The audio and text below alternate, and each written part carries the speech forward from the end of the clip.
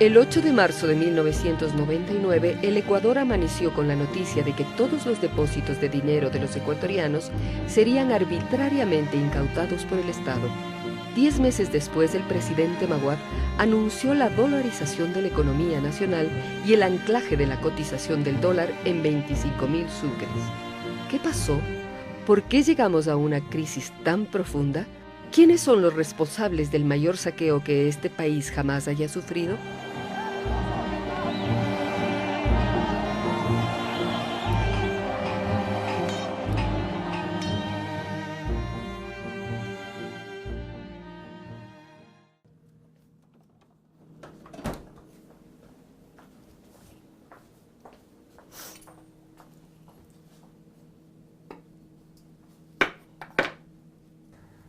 Muy buenos días, Virginia Rivera Baus de la Torre.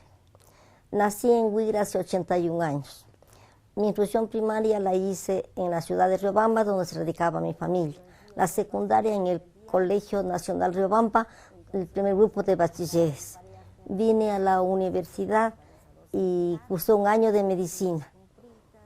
Pero ahí solo pasé el primer año y después me conseguí por la parte económica, me dieron una beca para que siguiera trabajo social. A ver, yo trabajé más o menos en 1975, más o menos, porque trabajé 10 años y a los años de haber renuncié. Entonces volví a reingresar, pero con disgusto de mi esposo. Ya también le tocó, pues entonces dice mi hija, nunca, eso sí, nunca dicen los hombres, discúlpame, ni perdóname que yo me porté mal, ¿no? Te entiendo nomás, me decía. Bueno, yo me jubilé en el 95. Entonces ahí sí ya no tenía miedo a nadie ni nada. Ya me llaman pues las compañeras jubiladitas, dice compañerita, se ha dado el progreso y ya en el plataje y rapidito me salí, pues. A mí no me roban los sinvergüenzas un centavo. Si me quitan todo por alguna causa de lo que no tengo, tomen. Pero si me roban un centavo, no tolero el robo de centavo, ni interna y peor externamente estos sinvergüenzas.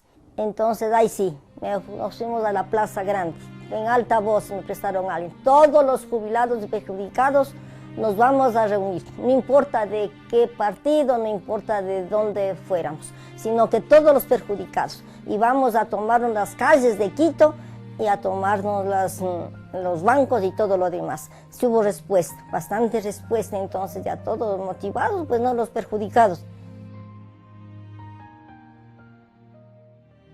Al final de la Segunda Guerra Mundial, Estados Unidos surgió como la mayor economía mundial, acumulando el 80% de las reservas mundiales de oro, 2/3 de la producción de petróleo, más de la mitad de la electricidad y un contingente bélico muy poderoso. Sin embargo, necesitaba ampliar sus mercados.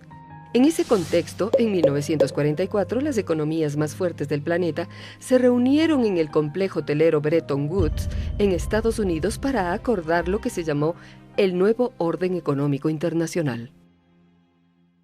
En la posguerra, cuando Estados Unidos logra convertirse en la potencia hegemónica del mundo y cuando tiene el mundo a sus pies, convoca a todos los países amigos del mundo en un pueblito cerca de Washington para construir el nuevo orden internacional.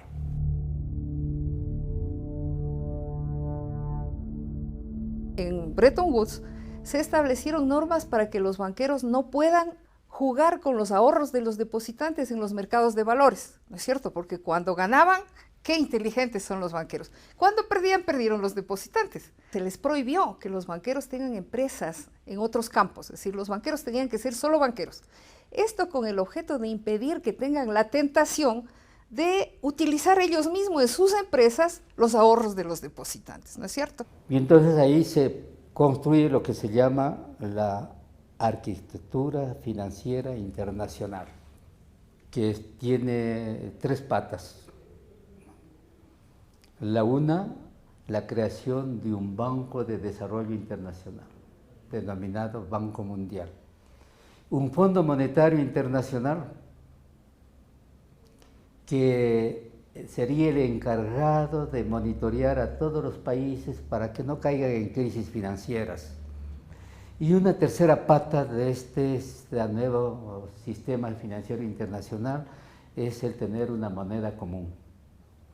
El dólar tenía, para que tenga credibilidad del mundo, estar atado al oro. Al sistema monetario que fija el valor de una moneda con el patrón oro se denomina convertibilidad. Los Estados Unidos podían poner en circulación una cantidad de billetes dólar en proporción a la cantidad de oro que tenían en sus reservas. Pero la disputa por la hegemonía mundial enfrentó a Estados Unidos y a la ex Unión Soviética. Los Estados Unidos, endeudados por su conquista de la Luna y por intentar ganar la guerra con Vietnam, necesitaron grandes sumas de dineros, pero tenían un déficit en su balanza comercial. Así que en 1971, el presidente Nixon decidió terminar con la relación oro-dólar y dejar de lado la convertibilidad para poder imprimir dólares en enormes cantidades. La Reserva Federal, que es el Banco Central de los Estados Unidos, es de propiedad de banqueros y grandes empresas financieras. Entonces, fíjese usted que los banqueros tengan las máquinas de imprimir los billetes. Este hecho dio inicio a una globalización financiera cada vez más desregulada y a una abundancia de dólares que desembocó en América Latina por medio de préstamos. Los grandes capitales, buscando aumentar sus ganancias, salieron a la denominada cacería de clientes, y América Latina, a nombre de un supuesto progreso, empezó a adquirir deudas que poco tiempo después, por el alza de intereses, se volvieron inmanejables. Vean, señores, alístense en que les vamos a saquear. No, eso no lo dicen. Dicen, señores, alístense en que viene el progreso económico y social. ¿No es cierto? Bien, en los años 70 se inicia en el Ecuador la época petrolera. Pero al comenzar el segundo gobierno militar, tras el derrocamiento del general Rodríguez Lara y su sustitución por los jefes de rama de las Fuerzas Armadas, tuvimos un gobierno que en ciertos momentos mantenía algunas formas de vocación nacionalista aisladas, pero en general las finanzas públicas fueron manejadas por personajes de la banca privada y personajes formados en el ideario neoliberal, como el señor Santiago Sevilla, que fue ministro de Finanzas de la dictadura, y que se preocupó de llevar lo que él mismo llamó un endeudamiento agresivo del país, supuestamente para hacer grandes obras públicas y de desarrollo del Estado. Y es así como el Ecuador entró en ese plan de endeudamiento agresivo y al término de la dictadura se encontró el país más endeudado que antes. Lo más perverso de todo eso, y a propósito hay que decir que se endeudó en primer lugar el gobierno con grandes cantidades, la banca privada nacional, las empresas e incluso personas naturales, ¿no? El problema grave, y ahí estuvo la mala intención en el norte, de que en el año 79 y 80 nos suben la tasa de interés del 6% hasta el 21%. Fue una puñalada por la espada para los países del sur sobreendeudados. Y eran deudas que no eran precisamente de beneficio para el desarrollo. Eran deudas que terminaban en departamentos en Miami, compras y adquisición de bienes caros o suntuosos, o simplemente era endeudamiento por endeudamiento. No hubo un crecimiento de desarrollo en el caso ecuatoriano, no hubo un crecimiento productivo, no era un crédito que se destinó para la industria, no. Y es en ese momento que los banqueros, representados en un comité de 5 bancos grandes y acompañados del Fondo Monetario Internacional, exigieron al Ecuador, ¿no?, en primer lugar, que tomemos o estaticemos la deuda privada.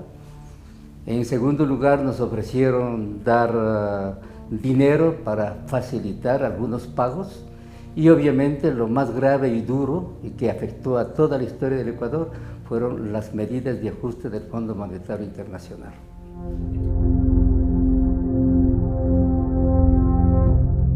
En 1979, el país sale de la dictadura militar en plena crisis de la deuda externa y es elegido presidente de la República Jaime Roldós.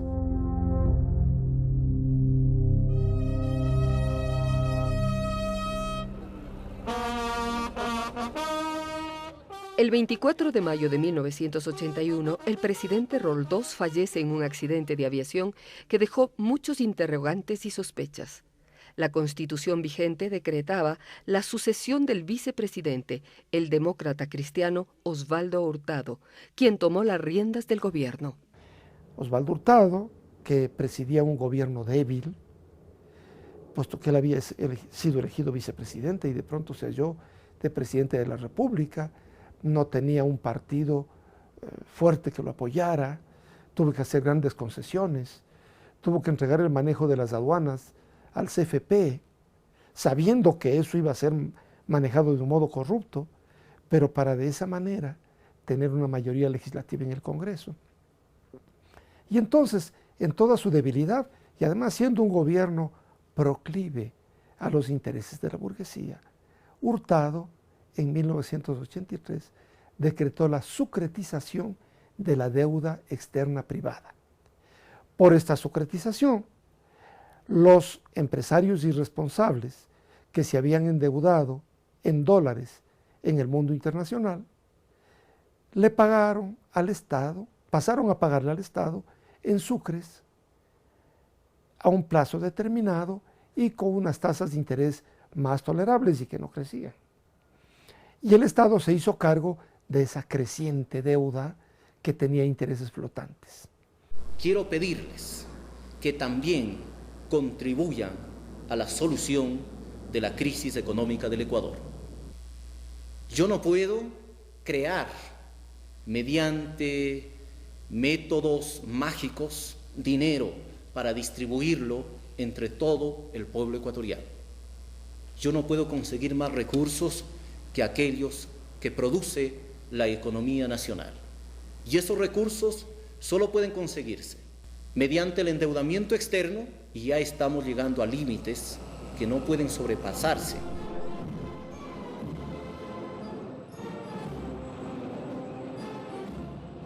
Cuando viene la crisis, ¿no?, y viene acompañada también de una reducción del precio del petróleo, lo que hizo difícil el pago, entonces para los acreedores, las empresas privadas y la banca privada estaba en camino de quiebra casi segura.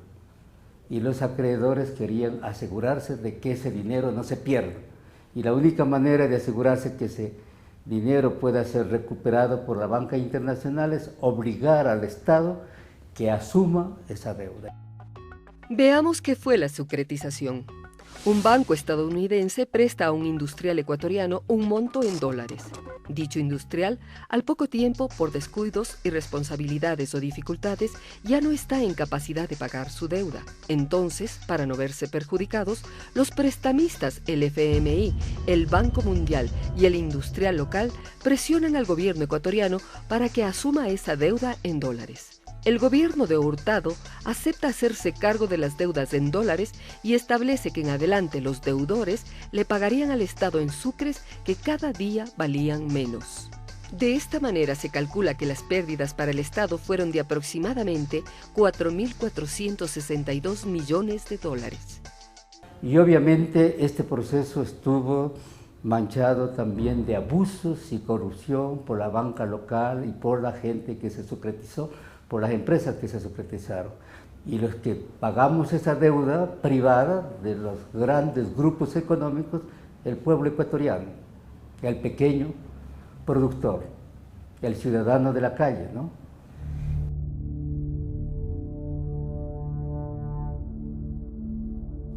Juro ante Dios y ante la patria que jamás os traicionaré.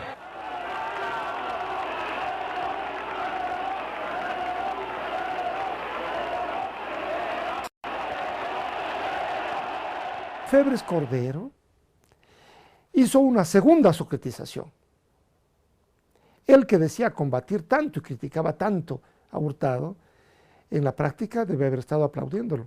Se dan muchas renegociaciones de la deuda, 3 o 4 renegociaciones. Cada año hay una renegociación y esas renegociaciones efectivamente son totalmente negativas para el país. Los sucretizados tuvieron más beneficios que los que les dio Osvaldo Hurtado, porque se les extendió el plazo para pagar la deuda por 7 años, se les congeló la tasa de interés a valores insignificantes frente a las tasas vigentes en el mercado de la época, ¿no?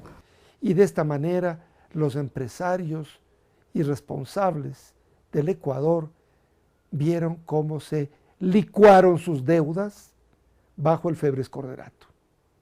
El Sucre seguía devaluándose. Todos los contratos de renegociación de la deuda son redactados por los acreedores en los términos que ellos quieran. Y aquí las autoridades del Ecuador solo se limitan a firmar, sin poner una sola coma, ni suspender una sola coma esos documentos, ¿no? El Ecuador manejaba la riqueza petrolera.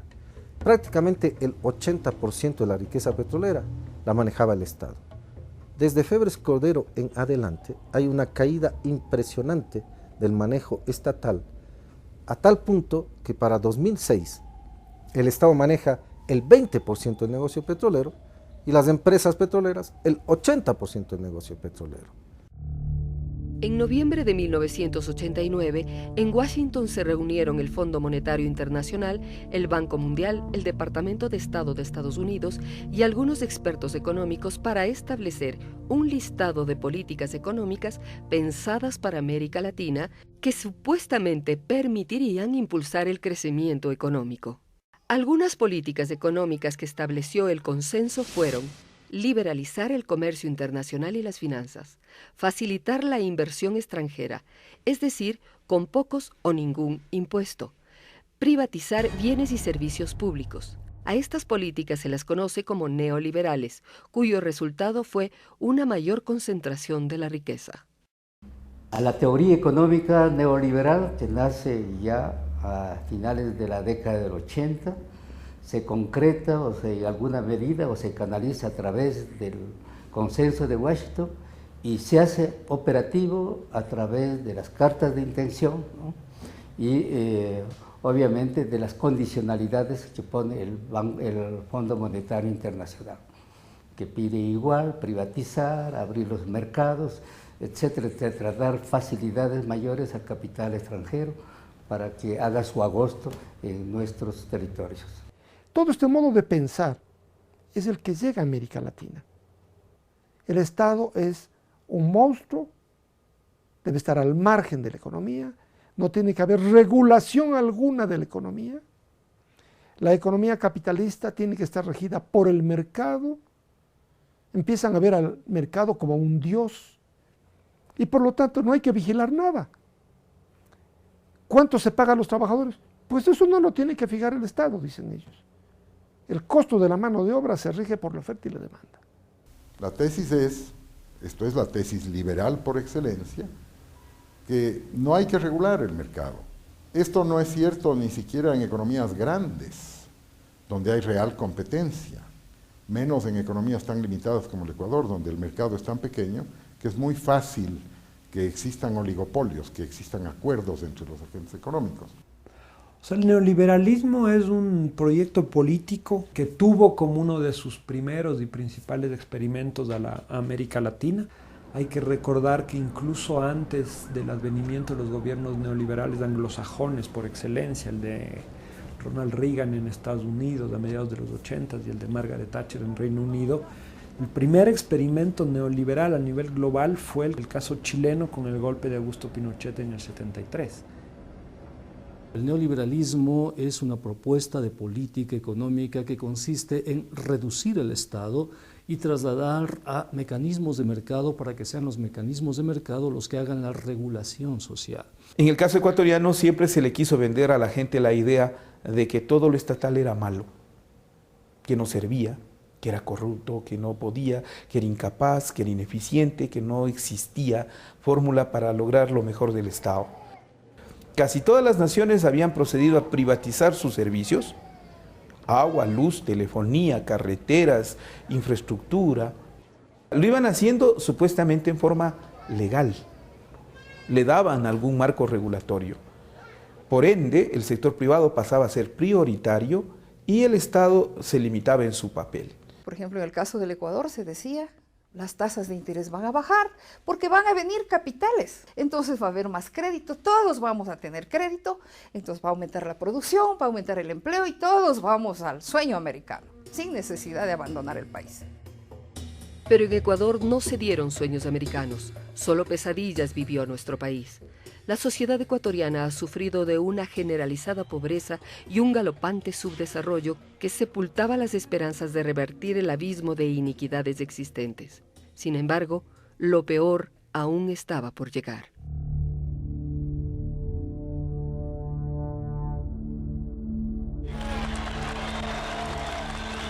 ¡Viva el Ecuador!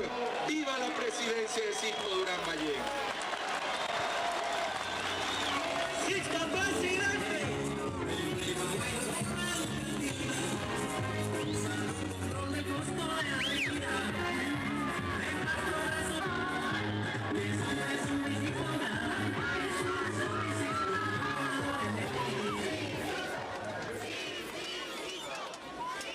En el gobierno de Sixto Durán Ballén se implementaron de una manera más consciente las políticas neoliberales promovidas por los organismos financieros internacionales. El encargado de la economía nacional en ese momento era el vicepresidente Alberto Dajic. El economista Alberto Dajic asume las responsabilidades de dirigir la vida económica del Estado y eliminó una serie de regulaciones que tenía la superintendencia de bancos para controlar a la banca privada. Poco a poco esto llevó a que la banca actúe con menos responsabilidad. No eran responsables ante el Estado, no era responsable ante la sociedad, porque el mecanismo de control que se había establecido tradicionalmente era la superintendencia de bancos. Y obviamente el mentalizador de todo ese proceso neoliberal fue el vicepresidente Dajic, que entendía mucho de economía, egresado de Chicago, que venía con una ideología pura y límpida, ¿no?, del neoliberalismo, y que lo trató de aplicar al pie de la letra en el Ecuador. Pero Durán Ballén sí hizo muchas cosas de clásico estilo neoliberal. Crearon, por ejemplo, los escudos fiscales. Toda empresa que aumentara su capital recibía de inmediato escudos fiscales, es decir, no pagaba impuestos o incluso recibía beneficios económicos por parte del Estado. Ese era el plan neoliberal, es decir, engordar a la burguesía, engordar a la oligarquía, y se la engordó en efecto. Pero ¿qué dejó esa burguesía para el país? Cuando llega Durán Ballén y Dajic sobre todo, cambia la concepción de la economía. Ellos llegan con un esquema distinto, con una definición conceptual y política muy diferente, que es lo que hoy podríamos denominar de manera genérica una propuesta neoliberal. Alberto Dajic en realidad tenía el esquema ideológico muy claro. Él sabía exactamente lo que había que plantear. Me refiero en términos neoliberales, ¿no? O sea, él sí sabía el modelo de gestión y lo hizo. No es que no lo hizo, claro que lo hizo. Y se plantearon políticas para implementar el neoliberalismo en el Ecuador. Esta fue la tesis de Alberto Dajic. Él estaba convencido, pero resultó en una irresponsabilidad tamaña, ¿no?, porque la sociedad tuvo que pagar el costo de esa política. Y como parte de la privatización de lo público, este gobierno llevó adelante una ley que fue aprobada por el Congreso de ese entonces, que se denominó Ley General de Instituciones del Sistema Financiero. Esta ley abría la posibilidad para que cualquier actor financiero cree un banco, redujo los requisitos para crear un banco y además redujo las formas de regular y controlar el movimiento bancario. Para 1995, una vez que se aprobó esta ley, tuvimos alrededor de 100 bancos, entre 100 bancos y sociedades financieras en apenas un año. Y con esta ley, en el gobierno de Sixto Durán Ballén, se crea el concepto de banca múltiple.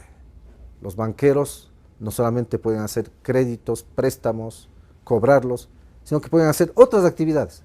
Y con una facultad adicional, podían hacer créditos también vinculados a las empresas que tenían los mismos bancos. Los créditos vinculados son préstamos que los bancos hacían a sus propios accionistas o círculos de amigos con muy bajos intereses, con plazos muy cómodos y sin las garantías necesarias. De esta manera, los banqueros y sus amigos adquirían más negocios, compraban poder a través de las radios, periódicos, revistas, canales de televisión. Existen claras evidencias de que estos créditos se hacían a empresas fantasmas, creadas con el único interés de poder captar recursos y desaparecer. En esos años, la oligarquía se llenó los bolsillos con el dinero de los ecuatorianos. Y los bancos empezaron a competir desde lo simbólico y empezaron a disfrazarse como boutiques, empezaron a convertirse en verdaderos templos. Tú ibas a bancos y encontrabas el hall con mármol, con plantas, con cuadros, y eso te generaba una sensación de que estabas entrando a un templo, ¿no? Y la gente entraba a un templo y consideraba que, como todo templo, es sagrado y lo sagrado no cambia en el transcurso del tiempo.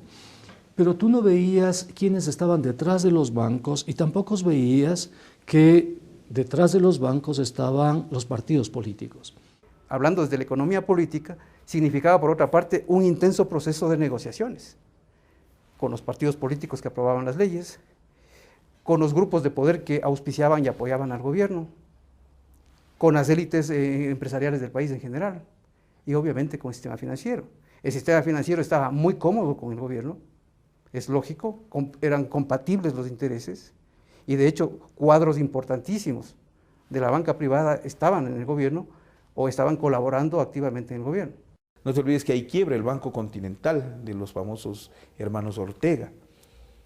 El Banco Continental pasa a manos del Banco Central, prácticamente digamos el banco quiebra y el Estado a través del Banco Central sale y salva a ese banco a un costo de más o menos 150 millones de dólares. Bucaram llega al poder y se encuentra con algo que tiene que enfrentar. Ya venía asomando de alguna manera una crisis bancaria.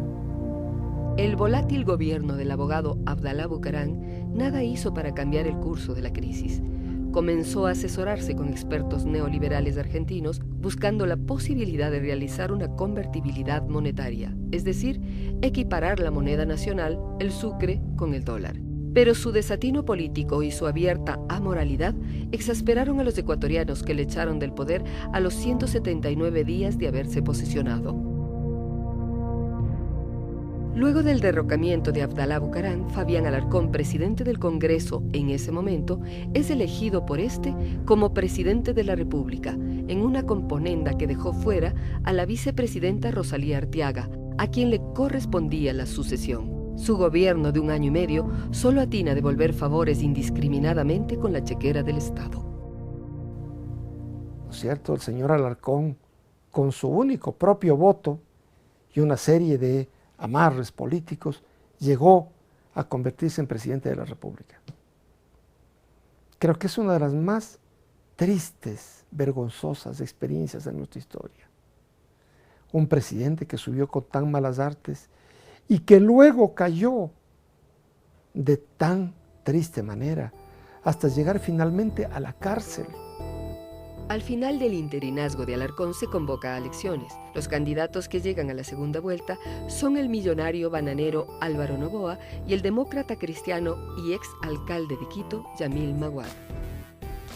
El poder político estaba totalmente, también como las empresas, vinculado, digamos que era de propiedad de los banqueros. ¿Por qué? Porque los banqueros financiaban y financian las campañas electorales con el dinero de los depositantes, con nuestros ahorros. Los banqueros, una parte de los banqueros, concretamente Aspiazu, financió la campaña de Maguad.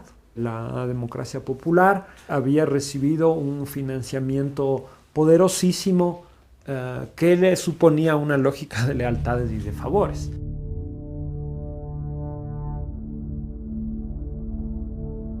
Maguad inicia su gobierno con el objetivo primordial de cerrar el conflicto fronterizo con el Perú y deja totalmente de lado la agenda económica. Los favores de campaña se evidencian en la conformación de su equipo de trabajo. El gerente del Banco del Progreso, cuando fue tomado preso, dijo que había aportado a la campaña de Yamil Maguad 3 millones, algo más de 3 millones de dólares. Eso lo vincula, ¿no es cierto?, con los intereses del banco. El gabinete de Yamil Maguad mostraba una fuerte cercanía con el poder financiero del país, que había hecho generosas contribuciones para su campaña electoral. Así, importantes banqueros ocuparon destacados puestos del gobierno. Guillermo Lasso del Banco de Guayaquil fue nombrado gobernador del Guayas y luego superministro de Economía. Álvaro Guerrero del Banco La Previsora fue designado presidente del CONAM, entidad encargada de las privatizaciones de las empresas y bienes estatales. Jorge Egas Peña, ministro de Febres Cordero y vinculado con el sector financiero guayaquileño, fue nombrado superintendente de bancos. Ana Lucía Armijos fue designada sucesivamente ministra de Gobierno, ministra de Finanzas, embajadora en España y presidenta de la Junta Monetaria. Carlos Larriategui, secretario del gobierno de Durán Ballén, fue también presidente de la Asociación de Bancos Privados y ministro de Desarrollo Social en 1999. El grueso de los equipos económicos de la Junta Monetaria y el Banco Central eran funcionarios de la banca privada. Ese era su origen. ¿Esa era garantía de un posible control? Evidentemente que no. Ahí estaban entonces incubándose lo que podríamos llamar los silencios cómplices, los errores técnicos, las desviaciones. La estructura financiera de los bancos en ese momento, en efecto, había mucha fragilidad, a pesar de que muchos banqueros mantenían el discurso hacia afuera de que todo estaba bien. No se entendía la dimensión de esa crisis. ¿Y cuál era la dimensión de esa crisis? La dimensión era en que no teníamos previsto un sistema productivo.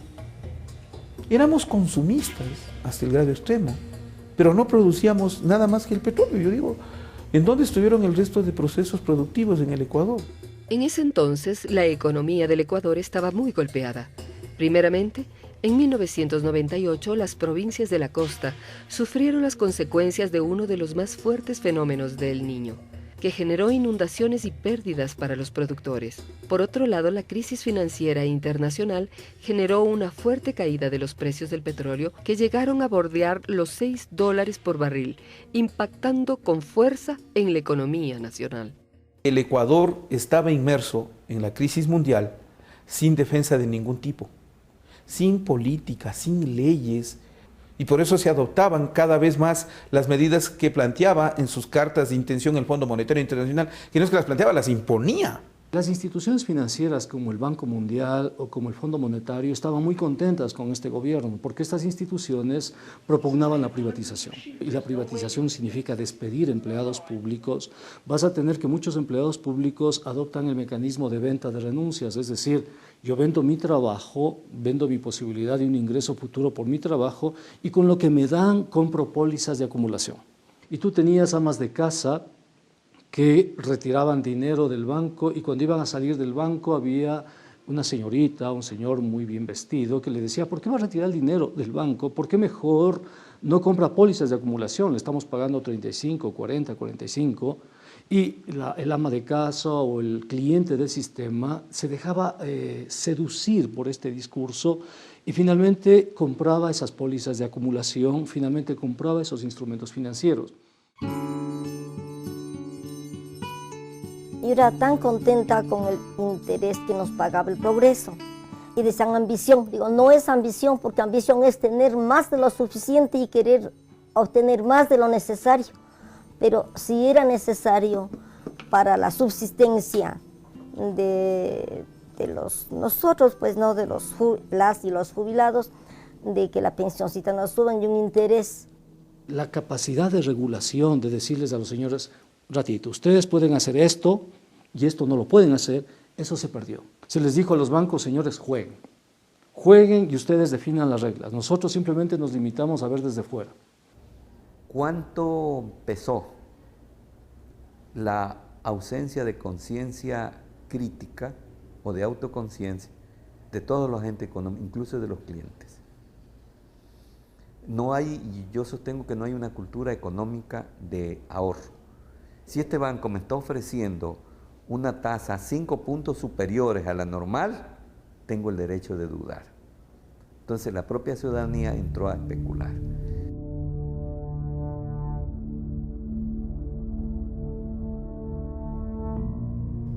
El caso del Filambanco es emblemático por el volumen. Hablamos de millones y millones de dólares. En ese momento el Filambanco manejaba el 30% del comercio exterior. En octubre hay todo un cabildeo, todo un juego de presiones. Hay una alerta amarilla prácticamente ya, una alerta naranja, digámoslo así. Y al final el diagnóstico es categórico y lapidario. Filambanco había entrado en un gravísimo problema de solvencia y eso tenía que asumirse y resolverse de alguna manera. En esa primera semana de diciembre, los partidos políticos, Partido Social Cristiano, Partido Roldosista y Democracia Cristiana, ellos manejaban alrededor del 80% de la representación parlamentaria, aprueban la ley de la Agencia de Garantías de Depósitos, AGD, en la cual establecen la obligatoriedad para que el Estado asuma sin ningún límite los pasivos de los bancos.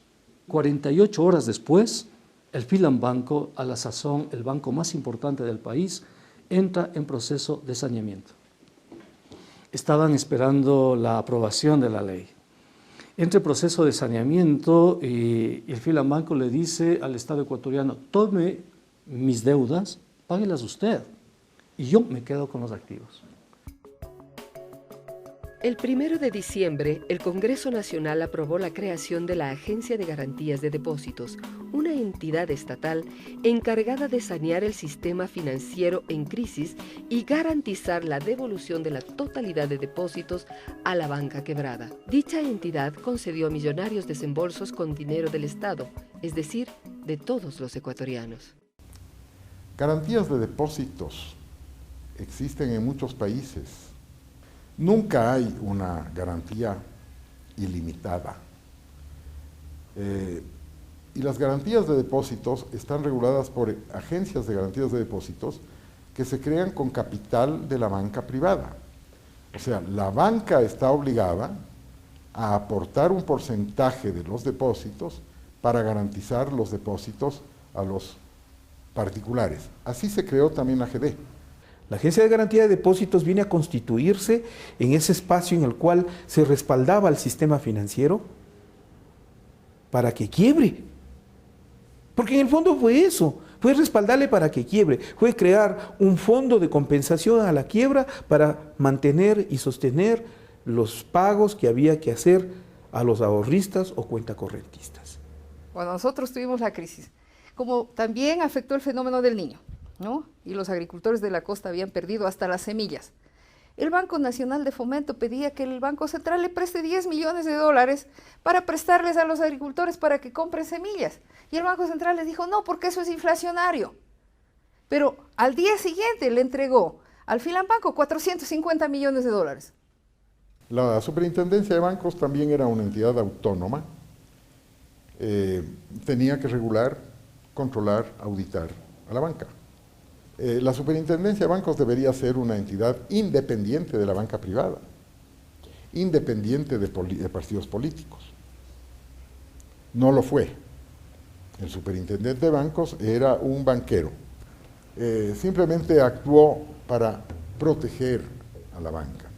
El Estado se hacía cargo de las obligaciones de la banca privada, ¿no? Y eso, claro, eso generó un costo enorme para el Estado y para la sociedad ecuatoriana. El sucre se devaluó al 100% trimestral. O sea, cada 3 meses el sucre valía la mitad. Ya. Pero ¿qué es lo que estaba detrás de esto? Estaba el fenómeno de que el Banco Central fue saqueado, no el Banco Central, los ecuatorianos. En esas condiciones, la gente busca dólares y comienza a sacar dólares, claro, de los bancos, porque la caída del sucre es cada vez más estrepitosa. Y a ese fenómeno se suma el fenómeno de la deuda de empresarios y de ciudadanos impaga hacia los bancos. Empieza a acumularse una cantidad de deuda que nadie paga y que también desestabiliza a los bancos.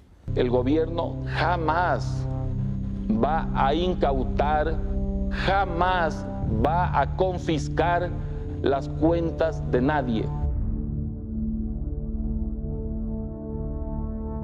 Comunico a la opinión pública que la Junta Bancaria ha resuelto declarar un feriado bancario por el día de hoy. Se nos interrumpió para darnos una noticia que la daría el superintendente de bancos de ese entonces. Se decretaba por 24 horas un feriado bancario. Hemos considerado necesario prolongar por un día el feriado bancario decretado hoy por la Junta Bancaria. Pero de las 48 horas la crueldad fue mayor cuando se volvió una semana completa, la del feriado bancario.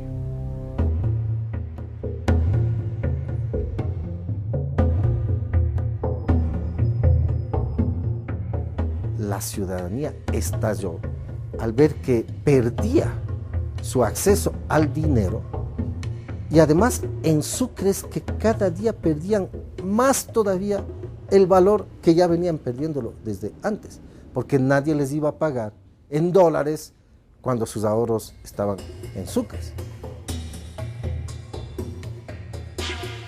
La gente de Sucre que cogía el dólar que compraba.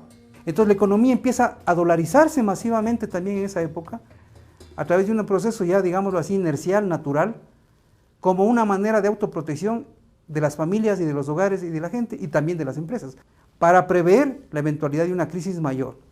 Si yo tengo un entorno de deterioro acelerado, de inflación acelerado, es obvio que se va a producir un mayor deterioro de la moneda y la gente se va a refugiar en el dólar. Si tú tenías ahorros con una capacidad de 10.000 en enero, esos ahorros 6 meses después solamente te permiten una capacidad de 1.000. Has perdido 10 veces la capacidad adquisitiva. Y la gente dice, ¿y ahora? Televistazo. Se ha comentado, por ejemplo, que se aproxima una medida peligrosa e injusta, la congelación de depósitos de ahorro y a plazo fijo en cantidades o en límites aún no conocidos. Peligroso e injusto, ¿por qué? Porque una medida de este tipo solo es aplicable en un caso de guerra, cuando el Estado ha perdido todos sus recursos.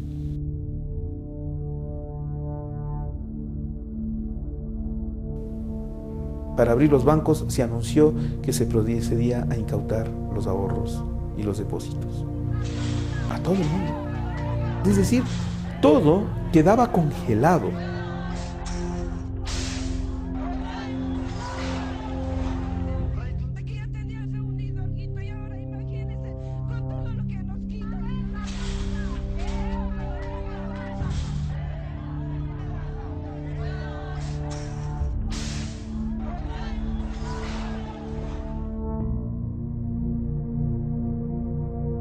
Las personas que habían vendido su renuncia para comprar pólizas de acumulación se encuentran sin dinero y sin trabajo. El año más grave de la crisis, el año más fuerte, donde la gente estaba vendiendo sus departamentos, donde muchos hogares de clase media estaban con problemas de alimentación, es decir, no tenían que comer. O sea, literalmente, ese año los bancos no declararon pérdidas. Ningún banco declaró pérdidas. Y los bancos que sobrevivieron declararon utilidades ese año. Y aquí se da otro proceso grave. Existieron sectores con un manejo privilegiado de la información que sacaron los dineros. Y hubieron personas, instituciones y sobre todo sector financiero que manejaron esa información privilegiada con el fin de perjudicarle al Estado ecuatoriano y a sus ciudadanos, porque fue un perjuicio colectivo. El año 98, 99 sobre todo, es un año trágico, porque ahí es el crack financiero. De los 42 bancos que habían a inicios de la crisis, quedan 22. 20 bancos quiebran más o menos. Estos 20 bancos que quiebran representaban más o menos de 60-65% del sistema. En marzo de 1999, la situación ya es demasiado clara ante la inminencia de una crisis bancaria generalizada, porque un segundo banco de importancia, el Banco del Progreso, también entra a un esquema de salvataje y enseguida están en riesgo todo el sistema. Ya me llaman pues las compañeras jubiladitas, dice compañerita, se ha dado el progreso y ya en la plata, así rapidito me salí pues. Ay sí, yo sí dije, les guste o no les guste, en casa o fuera de casa, yo voy a llamar a todos los jubilados. Nos fuimos a la Plaza Grande, en alta voz me prestaron a alguien. Todos los jubilados y perjudicados nos vamos a reunir, no importa de qué partido, no importa de dónde fuéramos, sino que todos los perjudicados. Y vamos a tomarnos las calles de Quito y a tomarnos los bancos y todo lo demás. Sí hubo respuesta, bastante respuesta, entonces ya todos motivados, pues no los perjudicados. Y sobre todo en la forma, ¿no?, de que nos usurparon de la noche a la mañana. Fue un golpe económico duro y un golpe afectivo, sentimental, de perder la confianza, se creía en quienes estaban custodiando nuestros exiguos ingresos a través de la jubilación. El Banco del Progreso había sido el número 1 en captaciones. El 52% de esas captaciones estaban en la Sierra Ecuatoriana. Este banco ya era un banco nacional en ese momento. Ahí surgió entonces una marcha que iba a reclamar el respaldo al Banco del Progreso y se ve a los sectores más pudientes de Guayaquil junto con los sectores más proletarios encabezados por el banquero que estaba quebrando. O sea, qué irónico, ¿no?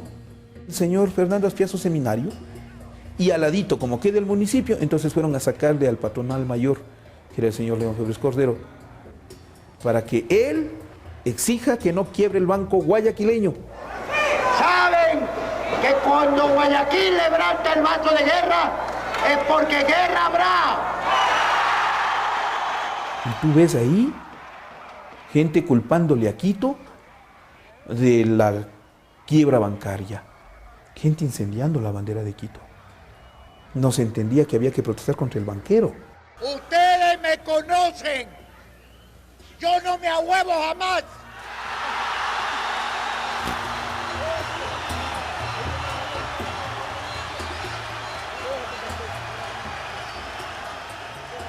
¿Cómo se puede manipular a la masa para que se olvide de sus reclamos y se dirija por otro lado?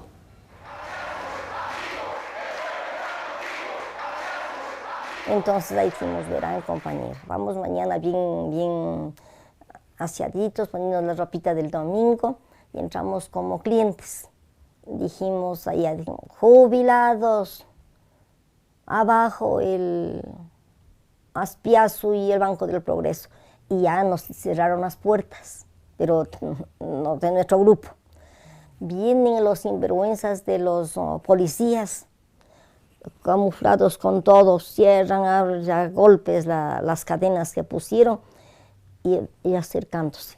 Yo les decía, ustedes con armas y nosotros sin armas. Yo me refería a los soldados que nos acosaban, pero ya luego de la desinformación le habían dicho a mi hijo, tu mamá dice que se va a tomar las armas, tu mamá está ahí hablando ahorita en el Progreso, dice que se van a tomar las armas y nos echan gases. Algunas personas ya se iban asfixiando. En mi caso personal tenía mis hijos, mi familia, pero habían jubilados que solo eran marido y mujer, o solitos. Entonces les dio infarto. El 22 de marzo, Fernando Aspiazu, en ese entonces presidente ejecutivo del Banco del Progreso, cierra unilateralmente el banco, sin autorización de las autoridades.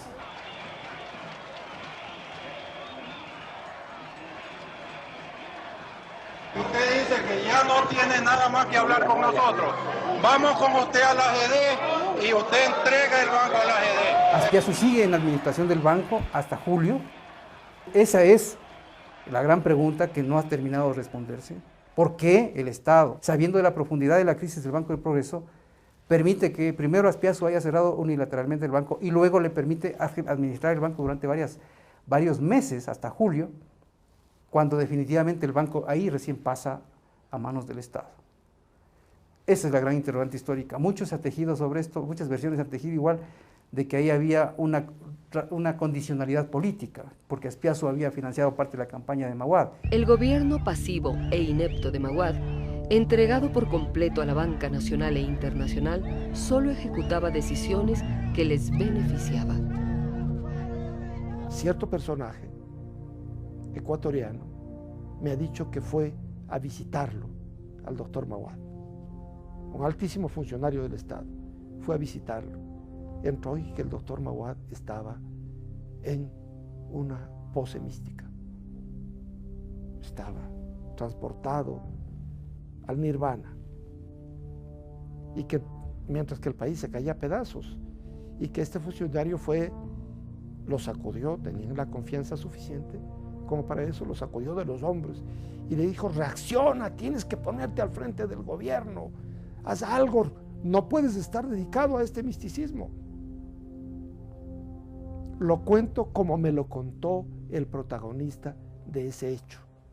Y eso es lo que hay que revertir. El acuerdo con el fondo sin duda es un gran impulso para que eso cambie, porque significa que organismos internacionales muy estrictos, que exigen muchas cosas antes de poner dinero, van a poner una buena cantidad de dinero en el país. Y significa que nos dan un aval internacional de que la economía está bien manejada. No hemos tenido programa con el fondo en el Ecuador durante 6 años y ahora estamos muy cerca ya de conseguirlo. El eventual acuerdo con el FMI venía, como siempre, con condicionamientos muy fuertes y medidas que debían ser implementadas, como el aumento del precio de los combustibles. Pero el pueblo ecuatoriano esta vez le puso un alto al presidente.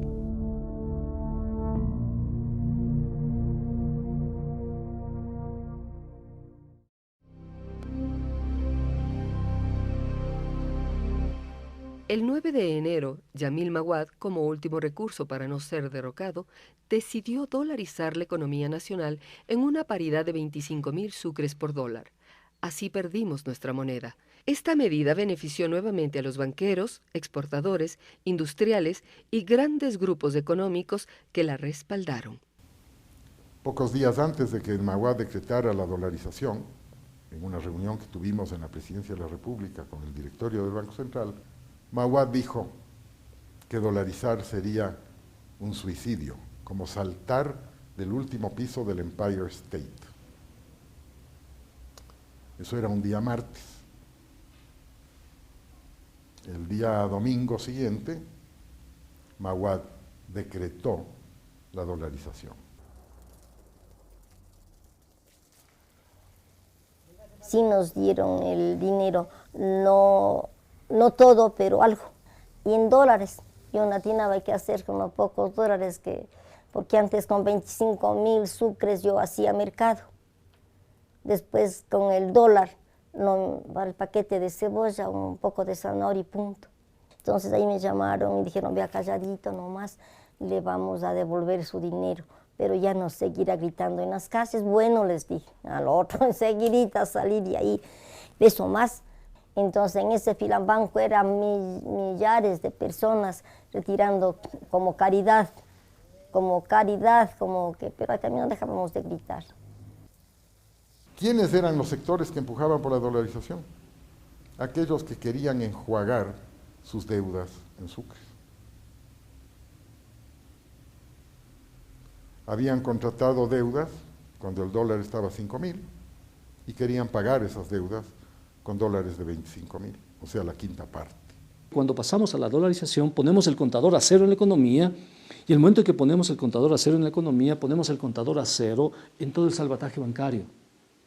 Porque una cosa es que los bancos devuelvan sucres y otra cosa es que devuelvan dólares. De esta manera, las deudas contraídas en sucres se diluyeron en la quinta parte, pero también se diluyeron los ahorros de los ecuatorianos. Veamos un ejemplo.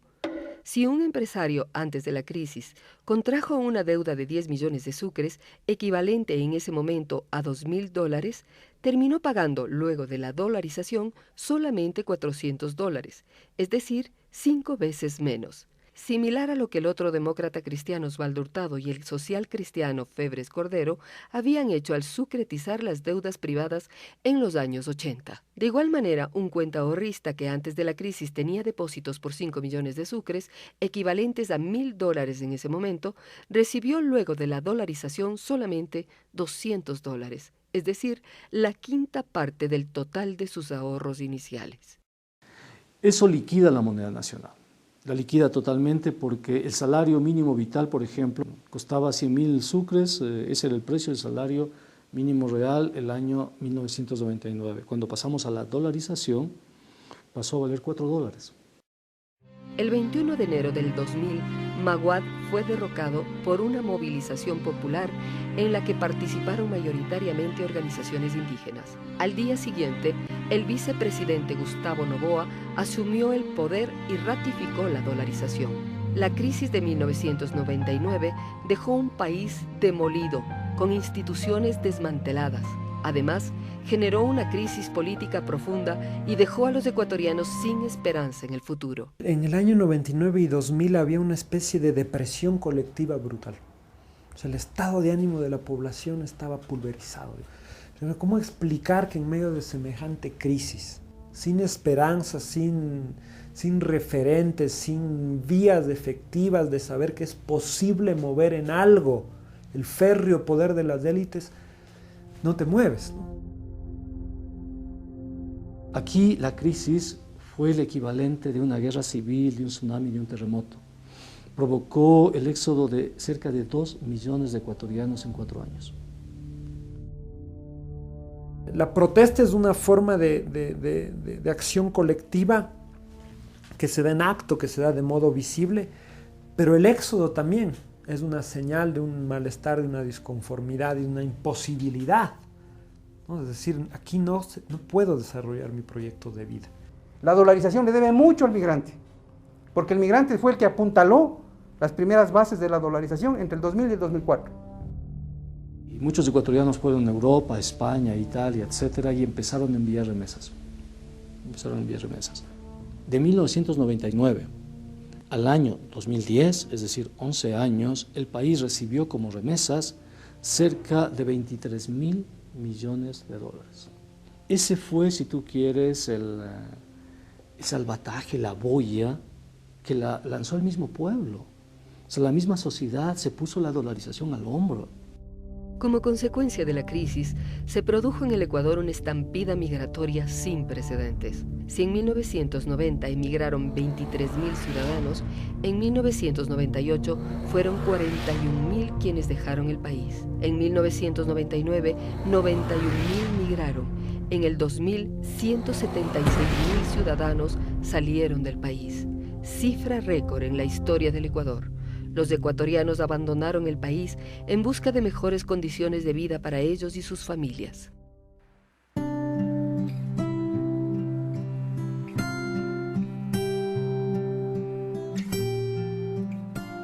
Pues soy Silvia Núñez y soy de Ecuador. Nunca en mi vida había pensado salir, incluso cuando me decían te vas a España, yo decía no me voy. Pero pues nada, me separé, cambió la dolarización en Ecuador y no había mucho trabajo, ganaba muy poco y me quedé con mis 2 niñas y todo costaba pues $1, que eran 25.000 sucres, y digo, ¿de dónde me voy a sacar yo si apenas gano $30? Entonces era imposible. Y pasamos hambre y un día dije, pues me voy. Y gracias a unas amigas que estaban aquí en España, cuando me dijeron te presto el dinero y te vienes, pues fue en 3 semanas. La verdad, mis amigas me decían que lo único que hay que trabajar aquí es de empleada en una casa. Tuve una época en que tenía pues 11 casas para limpiar. Me tenía que hacer así un cronograma para poder decir ahora me toca esta casa, mañana esta otra. Y al año 8 meses ya no pude más y dije me voy a traer a mis hijas. Pero luego formamos una asociación de trabajadoras sociales y homologamos nuestros títulos. Y luego me han ido conociendo y me llamaron para trabajar en Senami y reemplazar a la trabajadora social de ahí. Entonces sí, yo estoy muy contenta porque España me ha permitido ejercer mi profesión Ahora tengo experiencia y me gustaría eso, volver y ejercer mi profesión en mi país, contribuir con lo que sé en mi país.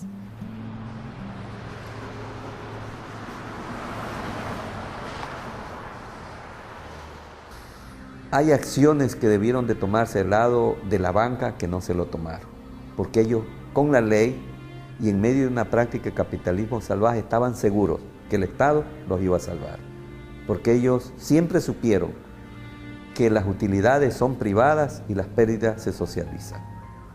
Y confiando en eso, hicieron lo que hicieron. Los hermanos Isaías, dueños del Filambanco, huyeron a Miami, donde siguen gozando de impunidad y privilegios, aunque pesa un juicio en su contra. Fernando Aspiazu, dueño del Banco del Progreso, fue detenido por evasión de impuestos. Enfrentó numerosos juicios, por los cuales pasó recluido 7 años. Recientemente fue declarado insolvente por adeudar más de $880 millones al Estado. Alejandro Peñafiel, dueño del Banco de Préstamos, fue extraditado desde Beirut y sentenciado a 8 años de prisión. Fue liberado en el 2004 gracias a la Ley de Reducción de Penas y condenado a 8 años sin posibilidad de rebaja, pero huyó del país.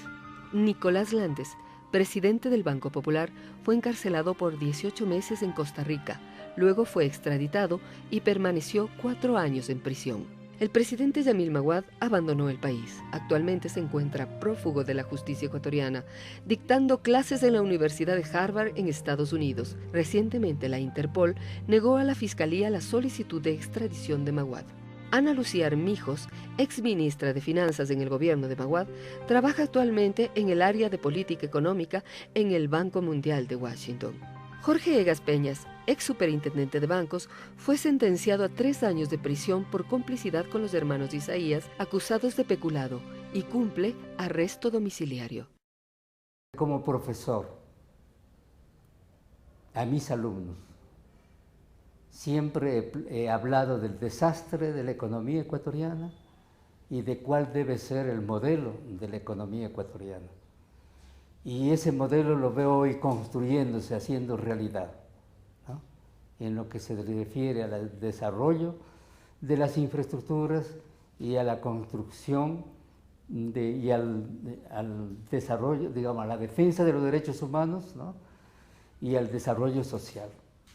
Y en el desarrollo social son importantísimos lo que se está haciendo en salud, recién comenzando, hay que decirlo, y en educación. Y en educación necesitamos hacer la revolución completa.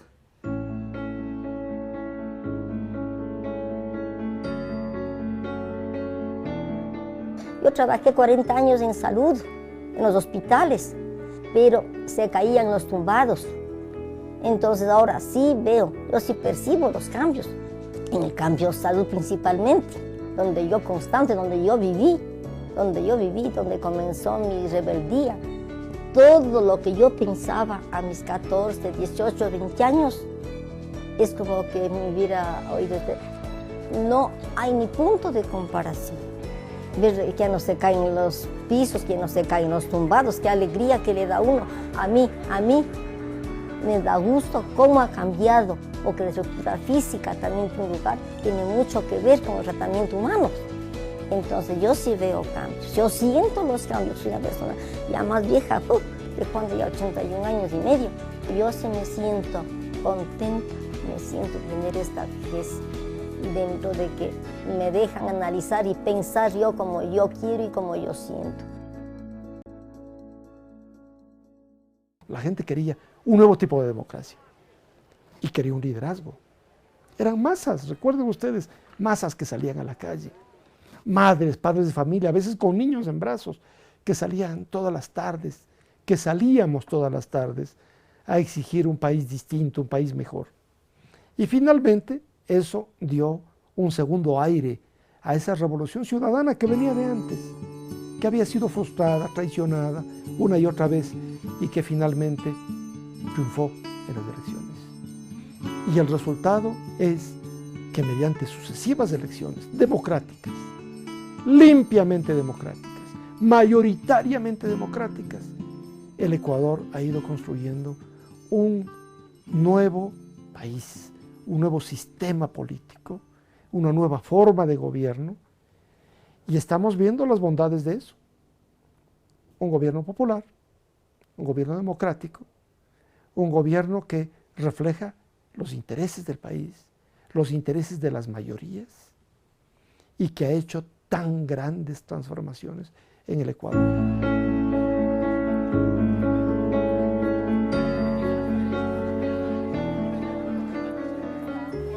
Quiero volver, pero eso yo quisiera, pues Ecuador tiene ahora maravillosos planes para la gente que volvemos. El país se viene manteniendo y se nota que hay un cambio fenomenal y claro, ahora dice la gente, mira la crisis de España, regresemos a ver que nuestro propio país nos dé la oportunidad que España nos dio hace 10 años.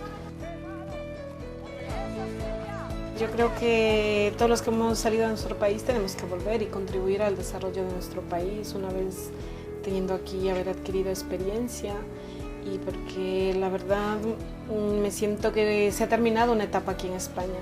Mucha gente me dice, Silvia, ¿pero qué traes a Ecuador? Le digo, pues yo misma, mi potencial humano, yo misma que soy lo que más vale, y mis manos y mi cabeza y mis ganas de luchar. Yo creo que habrá una oportunidad y encontraré un camino. Cualquiera que sea, si aquí estoy sobreviviendo y allá con mi familia, mejor todavía.